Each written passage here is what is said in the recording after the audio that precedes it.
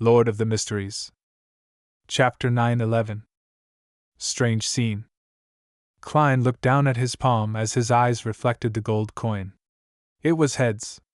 This meant that Klein should use the marionette's eyes to look at himself. After receiving this revelation, Klein remained hesitant. He pondered about holding a ritual to send Enzo above the gray fog.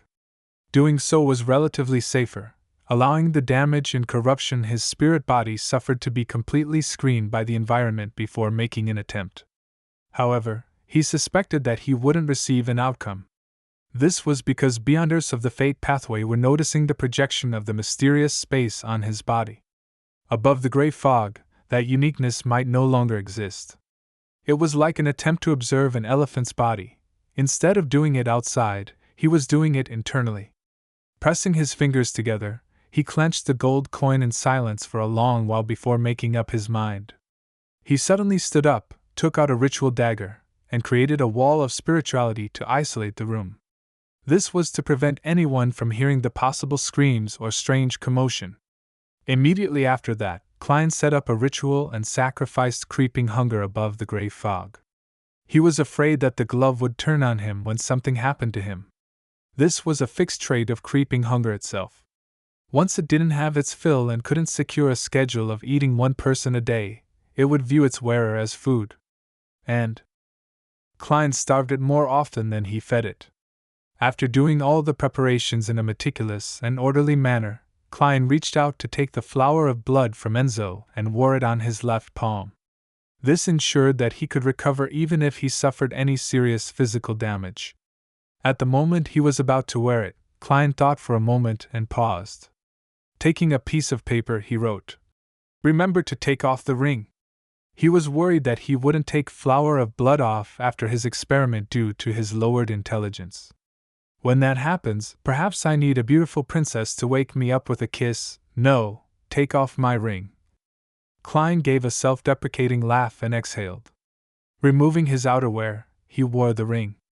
Then, he cast his gaze at his new marionette, Winner Enzo. The sense of crisis and nervousness was inevitable, but as long as he made up his mind, the experienced him could only forge ahead without flinching. After doing some adjustments and entering a state of cogitation, Klein made the marionette slowly turn around to look at him. With the winner's eyes, he first saw a layer of thin, emanating grayish-white fog. Amidst the fog, there was a resplendent door of light that was tainted with bluish blackness. The door of light was formed from countless layers of spherical light. Each spherical light enveloped squirming maggots. Some of them were transparent, others translucent. They had complicated and indescribable symbols and patterns that had profound meanings. Before Klein could discern the actual details, he felt his mind buzz as he lost consciousness. After an unknown period of time, he slowly woke up. He had momentarily lost his memory, almost imagining that he had slept till daybreak. What happened? It's still dark outside. Klein sat up with a push of his hands, only to realize that he was on the ground. At this moment, he caught sight of Enzo through the corner of his eye. Plenty of scenes and voices suddenly surged through his mind. That's right. I was trying to figure out what Beyonders of the monster pathway can see from my body. I suffered too much stimulation and fainted immediately? I still vaguely remember painful screaming. Was that me? Klein, who had recovered his memories, hurriedly inspected his condition. He was surprised to see a bloody, gruesome wound on his body, as though something was about to tear out of it. At this moment, flesh was squirming in the wound, reforming at an abnormally fast speed. Klein then looked to the ground and saw that there was blood that had outlined a silhouette of where he was lying down. Thankfully, I wore flower of blood, otherwise I might have slowly died due to the heavy injuries brought about by the breakdown of my body. After I resurrect, I wonder if I'll be in a human form or a monster form. Klein raised his hand and rubbed his temples as he scanned his surroundings. He found that the furniture had toppled, but the wall of spirituality remained intact. He heaved a sigh of relief, confirming that the abnormality was only limited to himself and a small area around him. Nothing had spread. And from the speed at which his wound was recovering at, Klein determined that he hadn't been unconscious for more than a minute. He picked up the chair and sat down, feeling as though he had forgotten something, but he just couldn't recall what. Only when he instinctively cleared the area did he see a note with the words, "Remember to take off the ring." Only then was he enlightened as he removed the golden ruby ring on his left hand. More memories surfaced as Klein shook his head and muttered with a lingering sense of fear and amusement. Luck is really important at times. If the negative effects of the flower of blood randomly reached its peak potency, I might not be able to recognize those words and fail to be reminded. Seeing that he had mostly recovered from his wound, he made Enzo wear flower of blood and take off green essence. Using the latter's treatment, Klein no longer felt any discomfort. He focused his attention back on the scene he saw. It was a scene that Beyonders of the Fate pathway saw on him. A door of light tainted with bluish black. Countless spherical lights. Transparent and translucent maggots clumped together. Symbols and patterns that are mystically complicated, hiding plenty of knowledge but giving zero feedback to others. What do these represent? This is a particular mythical creature form that corresponds to the mysterious space above the Great Fog? It's one that belongs to a sequence zero true god? Due to the Great Fog screening, only Beyonders of the Fate pathway can see it directly, suffering the visual impact and corruption. Likewise, it's also because of the Great Fog screening that those Beyonders don't directly break down as though they are seeing a deity with their own eyes while also not receiving any knowledge. Klein thought for a moment and began to use divination to decipher the hidden meaning.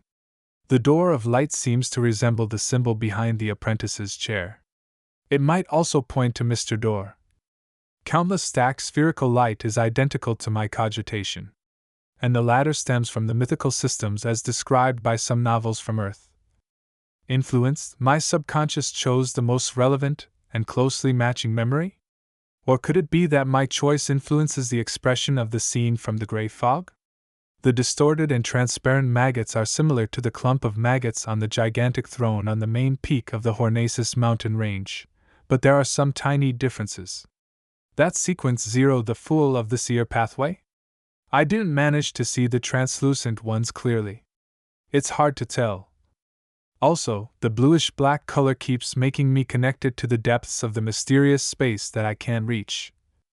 Back when I stood on the highest step of the staircase of light, I could see some hints of bluish-black on the cloud-like mass that condensed in midair.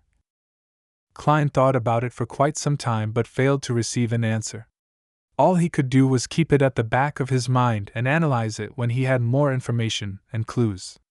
After clearing the scene, he took 4 steps counterclockwise and went above the Great Fog. He planned on doing a thorough inspection of his physical condition and confirm if Enzo still had any passive luck or bad luck. Byam. In the poverty district, in a dilapidated house that wasn't too big. Admiral of Stars Katlia was sitting behind a table looking at the door when she heard a unique knocking pattern on the door. "Come on in." She didn't deliberately disguise her voice. The wooden door creaked open as the hangman walked in, wearing a hooded black robe. Seeing his suspicious disguise, Katla nudged her heavy glasses and said with a smile, "If you were to walk out like this, you would be surrounded by the members of the Church of Storms within 5 minutes." She didn't wear any disguise because she knew that the matter of her permitting Gehrman Sparrow to board the Future had long spread across the seas. It wasn't difficult for the hangman to guess that Admiral of Stars was Ma'am Hermit. Alger didn't directly reply to her. As he closed the door, he pulled out a chair and snapped back. "It's the same for you." He meant that Admiral of Stars was just second to Admiral Hell amongst the 7 pirate admirals. Furthermore, she was suspected to have deep connections to Gehrman Sparrow.